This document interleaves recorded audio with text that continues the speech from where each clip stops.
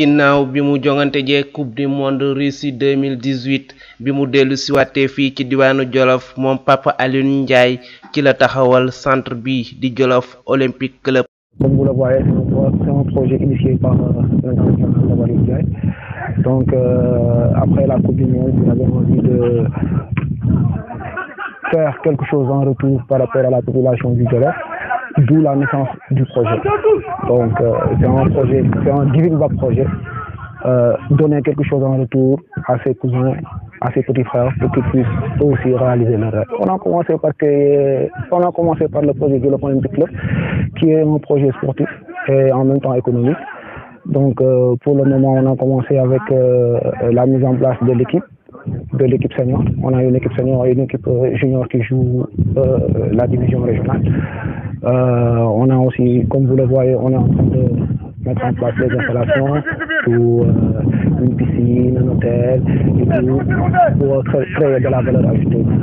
Dans la mesure où on essaie de mettre en place des infrastructures comme des hôtels, des piscines, qui nécessairement va contribuer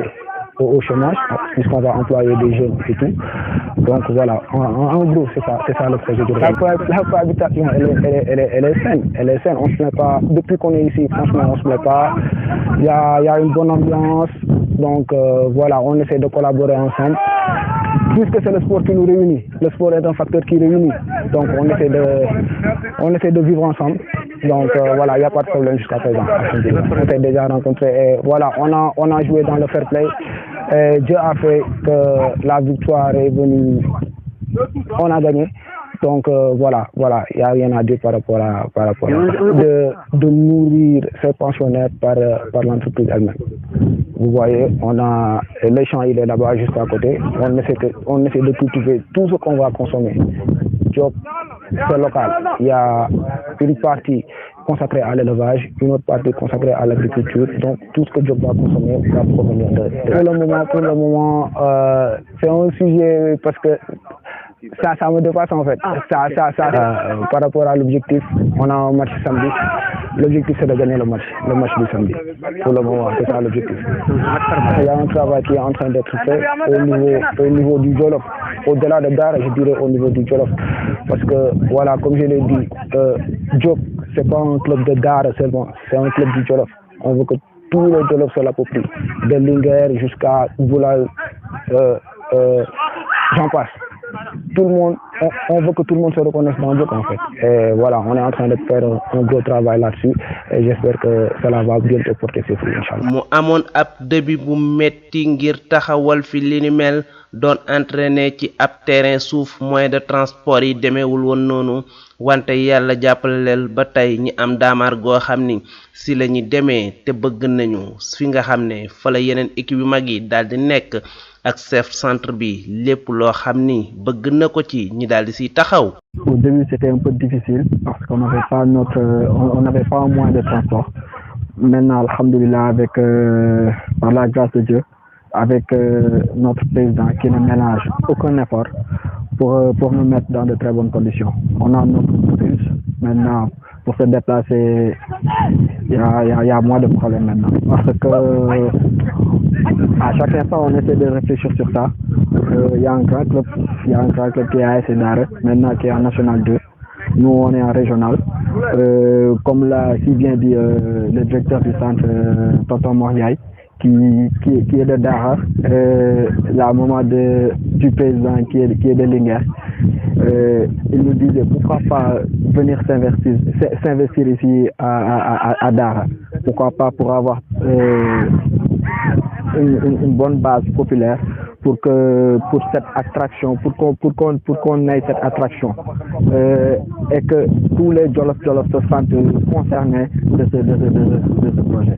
Ils ne sont pas les mêmes, les projets ne sont pas les mêmes. Nous sommes un centre, nous sommes une académie. On essaie de vendre des joueurs, on essaie d'éduquer aussi des jeunes. Donc les projets ne sont pas les mêmes. AS Dara, je dirais que c'est un club traditionnel,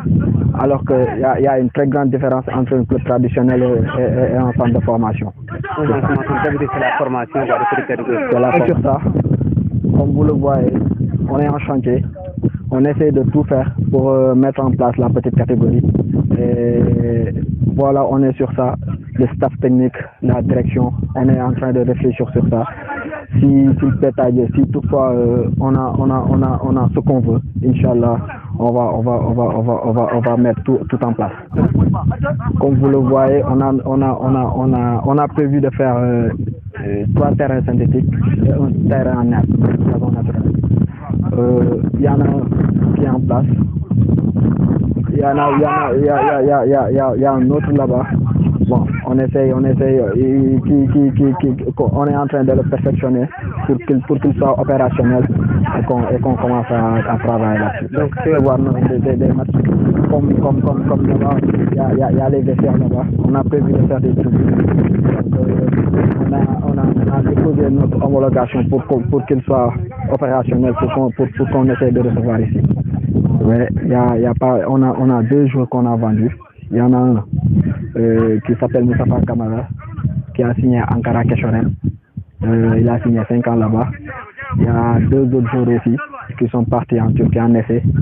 Espérons que ça va se passer comme on le veut, Inch'Allah. International sénégalais bi di Moussa Ndiaye nekk di tàggat ndaw yi nga xam ñoo nekk ci centre Jolof Olympique club am ab liggéey bu metti ginnaaw ba mu jaaree ci yenn ci ay club yoo xam ni fekk na baax ci minim réew di Sénégal daaw mu am liggéey boo xam ni defoon na ko ci Jolof Olympique club kii nag bëgg na def lu ëpp njortam la mu fi defoon daaw. dama lay wax tuuti Jaraaf laa njëkkee Jaraaf laa njëkkee Jaraaf après ma dem douane après dem naa club yu bëri dem naa Ngor dem naa Ñaari Tali waaw yooyu yëpp jaar naa fa pour xam football pour xam la dama dem jàngi dem di xool ci club yi ni ñuy fonctionner tey bu ma ñëwee ñu jox ma responsabilité pour mu jiite xale yi il faut que ma xam fu may taxaw xam nu may engagé ak ñoom tey football Sénégal dafa métti tey comportement yeeg façon yi il faut que ñun ñëpp ñu jéem a xool ñu koy defaree mu rafet te jikko yi bu ñuy choisir dañuy choisir ci loo xam ne mooy sa éducation bi mooy tax ñu mën a am li ñu bëgg ci joueur bi tey mooy respect bi mooy discipline bi ci biir terrain mooy envie gagner bi yooyu yëpp am na foo xam ne foofu lañ koy teg pour mën la def pour nga mën a nekk joueur léegi nag joueur nag dafa am loo xam ne moom la léegi il faut nga am maturité tuuti am loo xam ne tey ñun li ñu lay jàngal mooy sa qualité bi mooy ñëw qualité bu ñëwee nag ñun ñu teg ci la ci def liggéey bu metti la waaw amuñu ci sago li ñu liggéey amuñu ci sago mooy liggéey boo xam ne amul app ay xale boo leen defal amul app da ngay liggéey ba yàlla ibbi bunt yi te yaakaar naa ne li ñuy def nii mooy ci métier la mooy métier bu ñu bëgg métier bu ñu gëm te métier bu ñu xam la ci lañ jaar ci centre lañ jaar tey ba nekk nii tey bu ñu fi nekk tey war na mën a jàppale suñu raq yi jàppale suñu jarbaat yi jàppale suñu doom yi sax la ñu mën a wax tey ñoom ñu mën a ëllëg ñu mën a donnu dara ci réew mi tey def comme Pape Alioune li mu def tey li mu def nii dafa rafet tey dafa ñu ngi ci biir carrière am tey mu choisir def lii lu rafet tey pour monter woon xale yi ci li lañ ma formé ci li lañ ma defaree tey war mun naa ko mën a def Jolof te yaakaar naa ne fi mu ko def nii tey këram la waaw baax rek def lu pire que lañ defoon daaw def lu raw loolu te di ñaan yàlla rek yàlla moom ay mbiram yàlla def équipe bi yéeg waaw ñu am ci ay ndam yu bëri te yaakaar naa ne ñu ngi ci voie bi mooy bu ñu yàqanti nañ liggéey te yaakaar naa ne liggéey boobu lañ nekk pour am si ndam bu rafet te ñu ngi ñaan si borom bi daal di xam ne lépp moom la daal waaw. ginnaaw période bi ñu toll Jolof di tàngoor woo xam ni wu jégg dayo la ñoom dañuy taxaw di def lii di visite médicale lu joueurs yi nga xam ne ñoo fi nekk ci centre Jolof Olympique club bi ngir di éviter lépp loo xam ni arrêt cardiaque lay doon te période tàngoor wi sax dañu xam yan yére la joueurs yi di war di utiliser ci période tàngoor wi. Pratiquement ce qu'on fait, bon, on travaille en amont, en aval et durant aussi. Ça veut dire qu'on va les matchs avant le début de saison. On est censé faire une visite médicale, en tout cas bien approfondie pour tous les joueurs, en tout cas pour voir les joueurs qui sont aptes,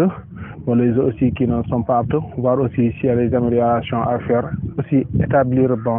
une feuille de route pour voir comment on va dérouler cette année pour mieux surveiller les joueurs. Aussi quand il y a des joueurs qui sont blessés aussi, c'est ça, parce qu'on prend tout notre temps, en tout cas pour faire le nécessaire et on fait ça même parfois par étape,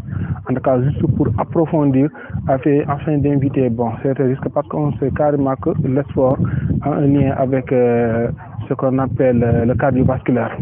Donc ça veut dire que celui qui pratique ça doit être apte pour pouvoir supporter certaines choses. parce qu'on note actuellement qu'il y a beaucoup de choses qui se passent sur le terrain de foot, c'est-à-dire que des autres qui font des arrêts cardiaques à tout moment, et cela peut être évité en faisant des visites médicales, en tout cas bien approfondies et bien poussées, pour pouvoir déceler certaines pathologies afin de prendre certaines dispositions. Mais je pense que même hier, on a eu à partager une affiche avec les coachs au niveau du groupe de staff, parce que c'est une question d'adaptation, parce que l'organisme peut s'adapter à tout moment. Et on a vu que cette période, il y a trop de chaleur. Donc tout ce qu'on peut leur conseiller,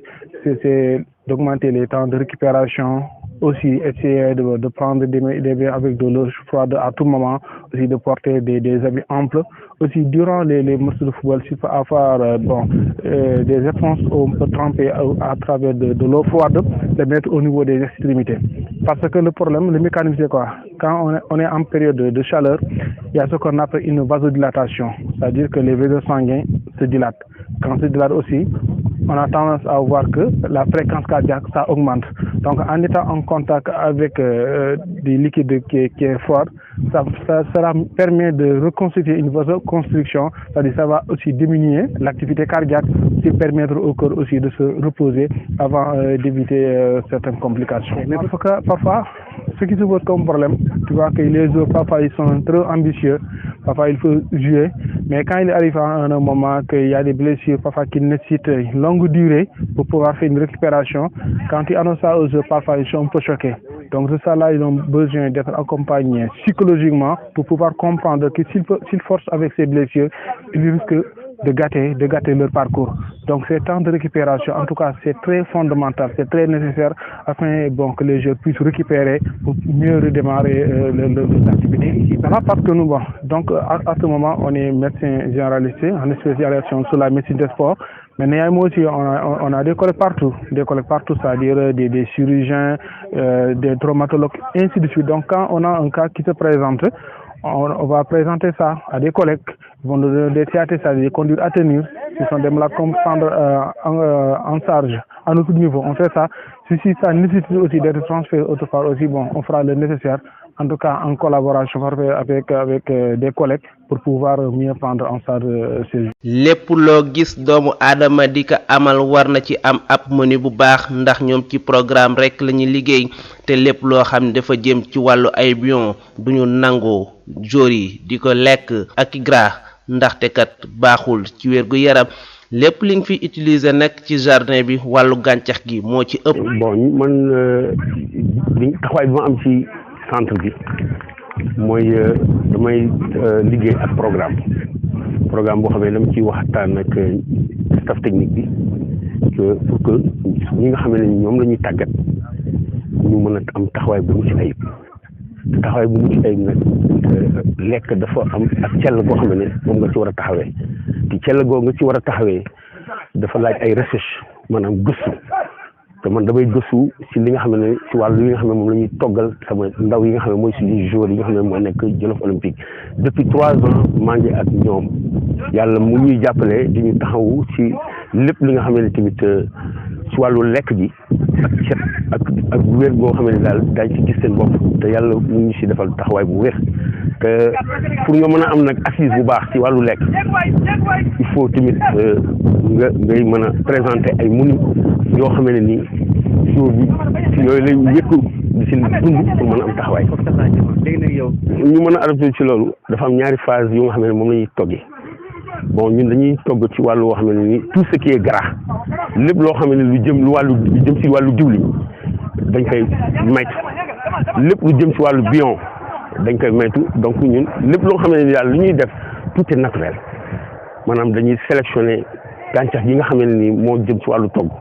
ñu boole leen composé leen mën ko jox suñuy jour pour ñu mën a nekk am taxawaay bu baax ci terrain bi am goo xam ne bu ñu duggee di nga xam ne ñii dañ leen tàggat ci seen lekk baax na seen entraînement baax na donc may lancer un appel ci ñi nga xam ne tamit ñoo nekk ci dëkk bi ñu bàyyi xel ci ñi nga xam ne dañu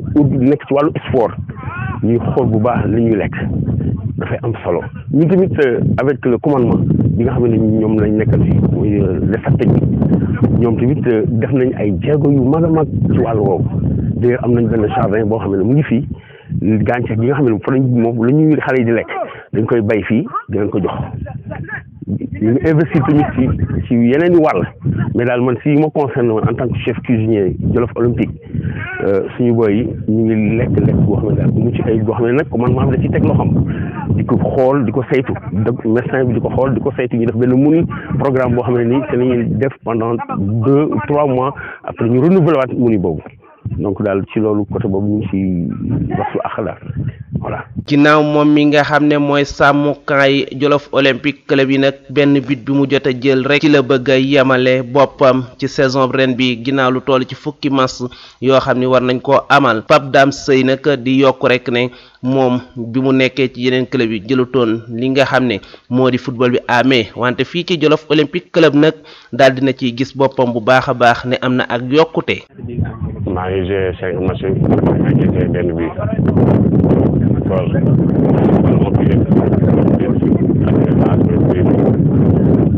surtout comme tactique jeu bi ndax jeu bi yëpp maa ngi si moom la défendre boo seetee aussi assuré naa sama lépp daal pour laal ma wax maa ngi si travail lu bëri surtout comme à chaque fois pressing ba même maay déclenché pressing maay écarté jeu bi maay defar jeu bi daal si moom la basé wu si lépp moo tax à chaque fois dama si veillé surtout concentration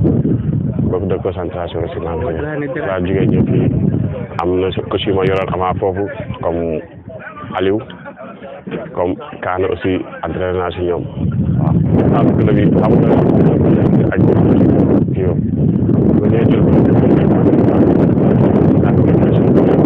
au niveau du jeu ndax boo seetee doo war a pour football nii rek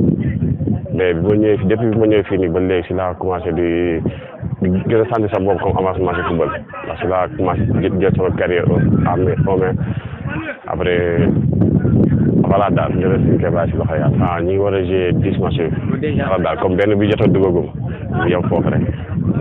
le reste après incha allah li si kanam li bàyyi si loxo yàlla. état d'esprit day daal di baax ci li nga xam ne moo di ab équipe ndaxte jeu bi bu ñu si xasee ba dugg léeg-léeg neer yi daal di tàng wante moom capitaine bii di Ousmane Cissé day def kéemt lay kartanam ba daal di leen di dajale waat neer yi bu tàngee mu fexe koo wàccee te bëgg na li nga xam ne moo di collectif de jeu bi ñu am ñi daal di ciy wéy continuer ci. parce que collectif bu baax la parce que c'est pas que état d'esprit ñëpp a ci jàpp bi ci sax il pousse pour xam nga rek on y départ ñu mën a am tam je pense que état d'esprit bu baax la ñu yor fii nii moo ñuy may sax ndam yu ñuy am fan yii yëpp parce que je peux dire capitaine mon rôle modérateur la rek bu jox la rek ñëw conscientiser wax ne ensemble ñoo far bu fekkee terrain loolu du ñàkk ku nekk xam rek sa morom day yàq mais da ngay comprendre ni que c'est le jeu neer yi day jóg mais bu loolu amee man damay ñëw ma wax leen nii ngeen war a comporter wu parce que ñun centre lañu on doit donner le bon exemple. ñu remercier de passage gis nañ liggéey bu mu nekk di def la preuve en est que terrain bii nii ñun si suuf lañ doon entraîner conditions yi dafa métti si suuf mu ñëw mu jox ñu terrain bii nii mu teg ñu dans les meilleures conditions et bon gis nañ amélioration bi même bu fekkee du terrain côté habillement yi alimentation bu baax la ñu def te on est bien logé aussi. Jolof Olympique Club ay ambition yëpp nag moo di ëllëg mu bokk ci équipe yu mag yi nga xam ne ñoo nekk ca kaw fu ci mel ne Génération Foot Jàmbaar ak yeneeni club yoo xam ne ñu ngi évoluer ci Ligue 1 bi Jolof Olympique Club basé fii ci département de Linguère te ëllëg nag bëgg na Jolof yëpp gis ci seen bopp.